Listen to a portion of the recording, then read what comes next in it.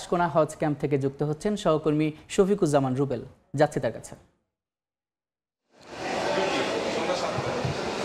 হজযাত্রা আজকের দ্বিতীয় দিনের মতো চলছে। মূলত প্রথম দিনে গেল রাতে সোয়া ২টায় প্রথম হজযাত্রীদের নিয়ে মক্কার উদ্দেশ্যে রাজধানীর বিমানবন্দর থেকে ফ্লাইট ছেড়ে যায় এবং আজকে মূলত মোট 10টি ফ্লাইট ছেড়ে যাবে হজযাত্রীদের নিয়ে। আমরা যতদূর জানি যে গতকালকে রাত থেকে এখন পর্যন্ত হজযাত্রীদের নিয়ে মক্কার উদ্দেশ্যে 3টি ফ্লাইট ছেড়ে গিয়েছে এবং সেখানে 1224 জন হজযাত্রী তারা ছিলেন এবং আজকে যে মোট 10টি ফ্লাইট যাওয়ার কথা তার মধ্যে যে 7টি বাকি আছে সেখানেও হাজিরা আপনারা দেখতে পাচ্ছেন যে প্রস্তুতি নিচ্ছে এবং ইমিগ্রেশনের ভিতরে রয়েছে। আমরা এই মুহূর্তে আশকোনা হজ ক্যাম্পে, সেখান থেকে যে ফর্মালিটিসগুলো আছে সেগুলো নিয়ে কিন্তু হজযাত্রীরা তারা বেরো যাচ্ছে খুব নির্বিঘ্নেই।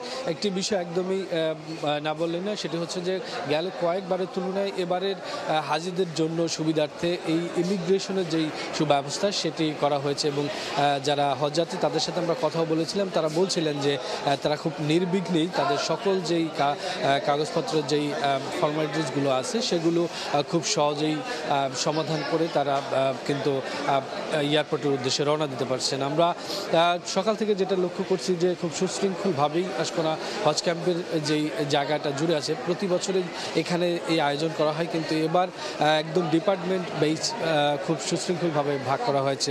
আপনাদেরকে জানিয়ে রাখি এবার মূলত হজ যাত্রার জন্য বাংলাদেশ থেকে মোট ৮৭,১০০ জন মুসল্লি মক্কার উদ্দেশ্যে যাবেন এবং সেটা চলবে বেশ কিছুদিন যাবত এবং সেখানে সরকারি এবং বেসরকারিভাবেও কিন্তু হজযাত্রীরা যাচ্ছেন এবং এখন পর্যন্ত যতদূর জানি যে যেহেতু আজকে আরও বাকি 7টি ফ্লাইট যাবে সেটির প্রস্তুতি চলছে এবং প্রত্যেকটি হজযাত্রীকে খুব সুশৃঙ্খলভাবে এয়ারপোর্টে নেওয়ার জন্য আমরা দেখছি যে বাইরে কিন্তু তাদের জন্য যানবাহনেরও ব্যবস্থা করা হয়েছে। তো সব মিলিয়ে এই ছিল আশকোনা হজ ক্যাম্প থেকে।